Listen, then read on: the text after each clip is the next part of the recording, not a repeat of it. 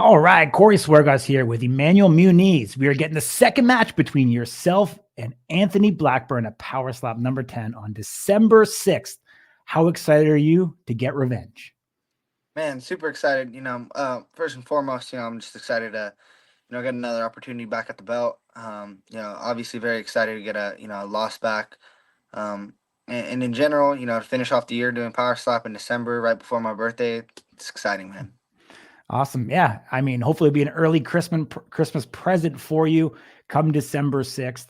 I know, losing that decision to Anthony Blackburn was definitely demoralizing him. I mean, you went to war, you went to battle, could have went either way. Reflecting back on it, looking at it, strategizing for this one. What do you think you have to do differently this time around? Yeah, definitely. I looked back a lot at it. Been studying it a lot. The little various different points. Like you said, it was very closely contested, and every little thing matters. From facial expressions to the angle of my hand to everything. So just preparing for it, getting myself as mentally ready as I can because I know I have the skill set for it.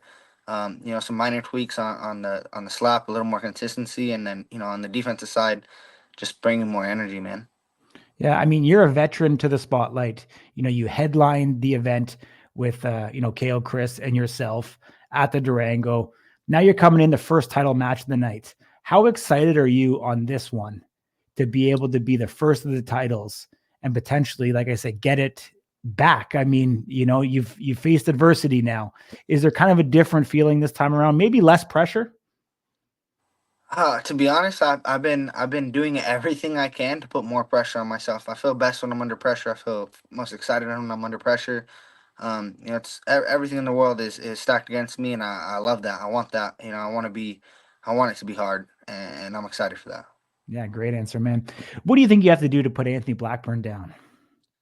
I think something I lacked last time was the consistency of my slaps. I think my first three slaps could have been a lot better. I wasn't content with how I landed them, and going into this one, I want to be able to land all five slaps or less, um, consistent and on the mark like they should be. I mean, last time, right to the wire, as we talked about judge's decision, fouls seemingly still being a lot of issues. Power sub number 9, we obviously had disqualification. We had 2 draws into this championship kind of rounds. Do you think that could be really the difference in this match is if one competitor, creates a foul versus not? I definitely could see it if one of us was to have a foul, but I see it unlikely. Blackburn's very consistent. His slaps very consistent. He's not the type of guy to foul. So if it was to happen, it would be very like shocking, I guess to say the worst. Mhm. And I haven't had a foul since probably like Chris Debo. I think I had a foul. And before that, I think I only had like one other foul ever. So I'm pretty confident that it'll be a clean match. I know he practices a ton of his craft. I do as well. So I'm not too. I wouldn't bank on it. Gotcha, my man. We kind of touched on it, but what are really those keys to victory for you? Energy. I got to come with energy and consistency. I obviously I'm well known for being so quiet and being so mellow and stuff like that. And this time I got to turn it up a little bit more. Mhm. It being this close this time, I need to show the judges a little bit more, a little more energy, and Mhm. then the consistency, as I said with the slaps. I have to bring my best slap 5 times. Mhm. I mean, definitely calm, collected guy on the outside. I know you got a little bit of that energy and that fire within you. Obviously speaking off camera. Anthony Blackburn, very respectful guy as well. Kind of hard to not like the guy. But how do you kind of put all that stuff aside and really focus on this and do what you need to do? Oh man, I mean, when I walk up stage, I like him. Same thing with Chris. I don't hate Chris. We don't get along clearly, but when I walk up on stage, it's business. I'm there to do the same thing. This is my job. This is how I'm gonna, get paid. This is how I'm gonna feed myself. So when I get up there, it's business, and I don't care about our relationship. We can be friends after. I'm gonna put forth the cleanest match I can and the toughest match I can. So the friendship part of it or being cool with him, it means nothing. Mhm. I hear you, my man. I mean, outside of your match, where do you think the state of the welterweight division is? I mean, because we haven't seen a ton of matches really, or meaningful matches in the last little bit that have impacted the rankings. Yeah, it's been slow, man. The welterweight division has just been slow in general. Not a whole lot of contenders that are fighting consistently, and not anyone who's like glaringly like, oh my gosh, that guy's next.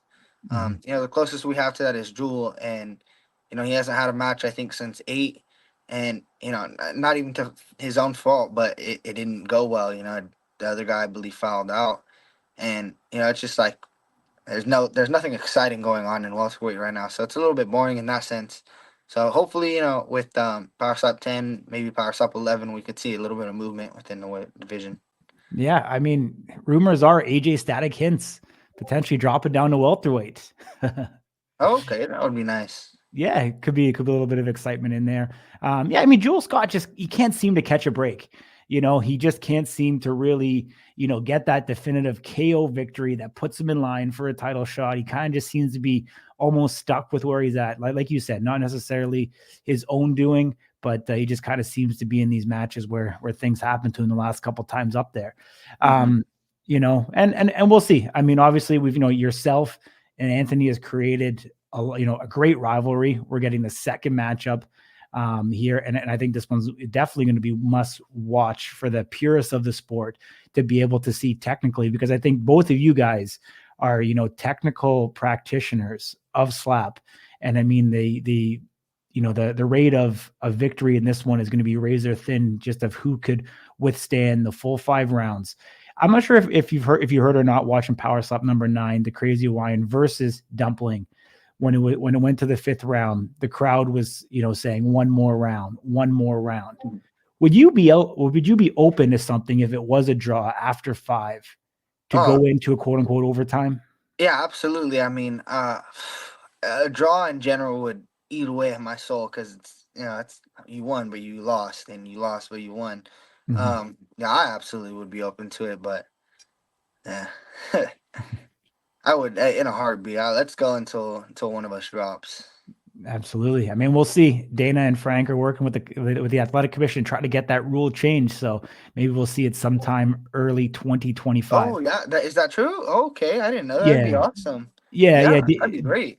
Dana in the post-fight press conference said they had to get back to Nevada to get that rule changed. So I think it's something that's definitely in the works. That's awesome. That's Yeah. awesome. So 2 other title matches on the card. We've got the light heavyweight belt on the line. Ron Beta going up against Vernon Cathy, 2 OGs who veterans from Road to the Title Season 1. Do you have any prediction in this one? Man, I love both those guys. It's hard to pick against either of them. Every time we've doubted Ron, he showed up and showed out. But Vern carries a ton of freaking power. Um, eh, I've always said, and I stand by it, Vern is the one person that you'll never see me standing across from because I'm good off of that one. I'll pass on that one. So Awesome. it's hard to say. It's hard to say. I hear you, my man. What about the heavyweights? Damien DeBell, who's been incredibly dominant for his entire run in Power Slap, going up against Dorian Perez. Yeah, so for those who don't know, DTP is the one who brought me into Power Slap. One of my closest friends. DeBell has, like you said, he's ran through the division. He's ran through absolutely everybody he's faced, without issue, without any problem, without any hiccup. He's just absolutely dominated. Tons of power, great chin. So it's hard to go against the bell in that sense, but DTP is my boy, and if anyone can take it, take the bells 5 slaps, it's for sure DTP. He's a tough motherfucker. So, excited for that one. I'm hoping we see the best of DTP in a great match. Absolutely. I think it's going to be a phenomenal match. I think DTP is going to be able to, give us a run in this one. So excited for all 3 title matches. My favorite question that I ask everybody, man, I'm going to put you front and center. If Anthony Blackburn is watching this interview, what do you want to say to him? Just be ready, man, because I'm gonna bring it 5 rounds. I know you're gonna bring it 5 rounds, and this is gonna be the last time we fight. We're gonna make this one definitive. Awesome, my man. Appreciate you joining me. Look forward to seeing you there in Las Vegas for everything during fight week. Take care. Hope your weight cut goes well and travel safe. Thank you.